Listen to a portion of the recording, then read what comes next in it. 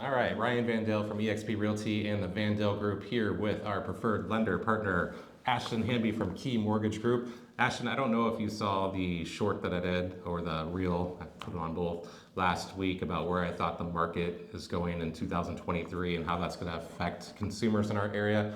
But whether you did or not, I'm going to play it for you right now just so you can see, do you agree? Do you disagree? Do you have like your own opinion? Am I just far off? Do I not know what the fuck I'm talking about? Never know. All right, let's see. All right.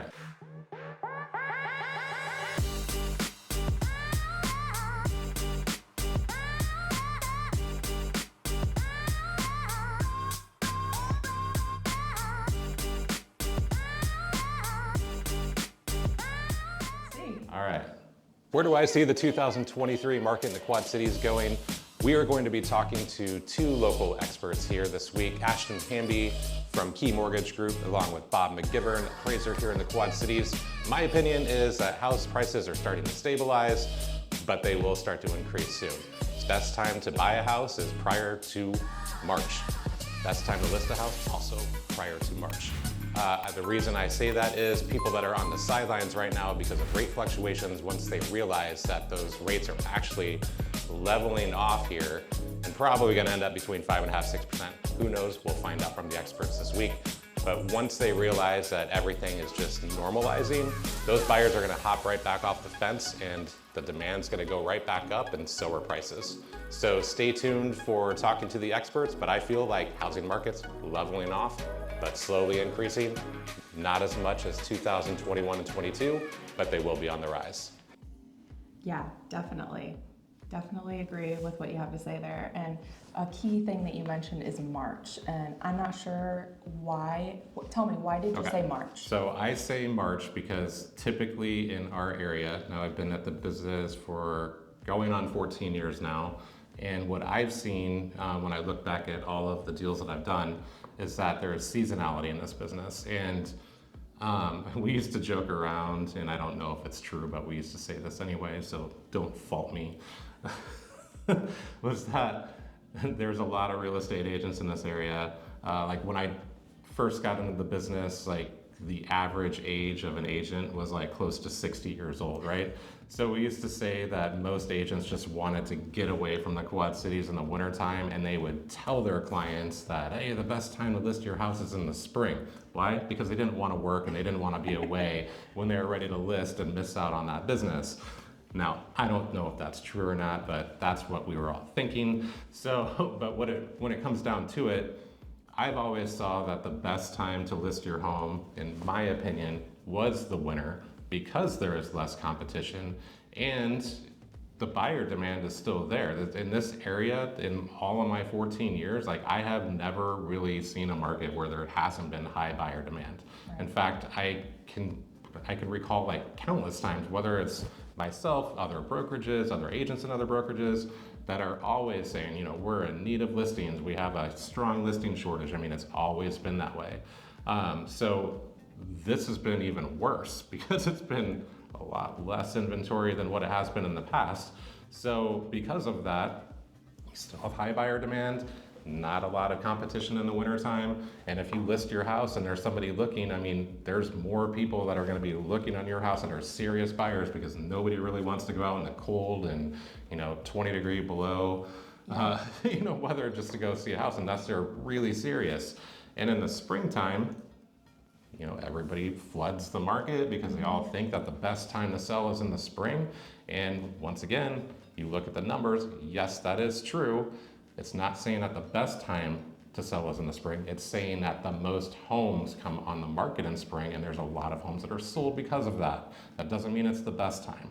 So in my opinion, when that happens in the springtime, because now there's more houses on the market, and let's just say, I don't know, we'll go both buyer and seller side of this. On the seller side, if I'm selling in this neighborhood, now instead of being the only house available, I got 5 other homes within like a block and a half radius of my house that are also available. So now my home is being compared to all the others, and if I'm not the best one that's available, I'm gonna get nitpicked to death, and chances are I'm gonna get lower offers because there's more competition. Whereas if I would have listed in the winter, I would have been the only house available, and chances are I probably would have got my price or higher because of no inventory. So on the seller side, that's where I say it's the best time to list before March, because that's right around the time that all those listings start to come on. On the buyer side, I'm saying best time to buy before March, because in the last 2 years, we've seen like this craze of like every time a listing hits the market, it's like vultures. I mean, there's, 20, 30 people going in there wanting to ride on this house, and then it inflated the price, and it went 20, 30, 40, $50,000 above what it should have went for to begin with. And I think right now with the rates going up and down and like starting to stabilize, like everybody is just kind of confused and wondering where everything's going. Right. So it's kind of like, it's given them less confidence. Right. So there's not as many buyers that are looking right now, because they're trying to figure out, is this really the right time to buy? Like, is this a good decision? So because of the less number of buyers right now, less competition for those houses that are available. So if you Right. can list, chances are you're gonna get a good house and you're not gonna have as much competition, and the chances are that you're gonna overpay dramatically decreases. Right, yeah, definitely. So it's funny that you say March, because March is kind of a month in the mortgage industry's projections of what's gonna happen with interest rates. And like you said, they've kind of been up, kind of been down. They really peaked in November, and they've decreased slightly, but really, like you said, they've just stabilized. They're not going dramatically up or down from week to week. However, inflation is actually what drives mortgage rates. It's not the Fed funds rate, it's inflation. And when inflation is high, mortgage rates are high. And the CPI report is what measures inflation, and it's a year-over-year report.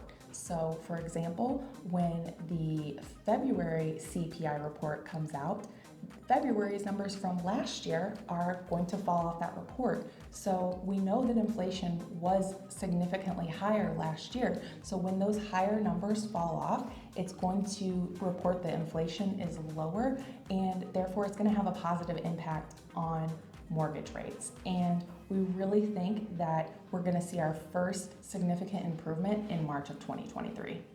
With what we know right now about the trajectory of interest rates this year, I do think that by the end of 2023, a rate of 5% will be very normal.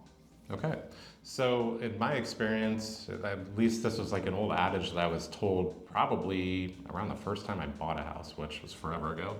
And that was at 8.75%, and I was happy. But I remember being told that if the rate reduces by, is it 1%, I believe? I don't think it was 0.5%. I believe it was 1%, then that's a good time to refinance.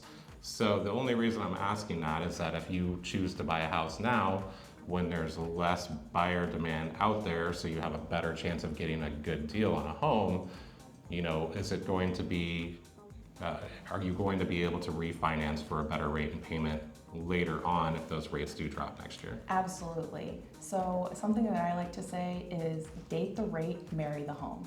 When you buy a home, you're gonna stay in that home for 3, 5, 10, maybe even 30 years. You're committing to that home, and you're going to invest in it and make improvements. Your mortgage, you can break up with it whenever you want. It's just like dating.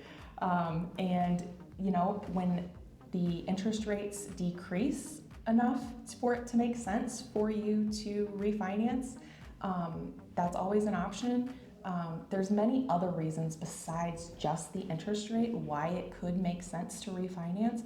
The 1% rule is a pretty good rule of thumb. It's usually always going to make sense for you to refinance if you're going to reduce your rate by 1%.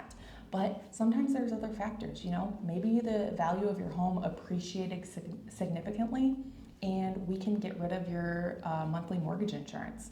That's going to save you a ton of money, and you're going to pay off your home faster with the same dollars. Great information, Ashton, and we'll be sure to keep on bringing you more value the next video. We'll see you then.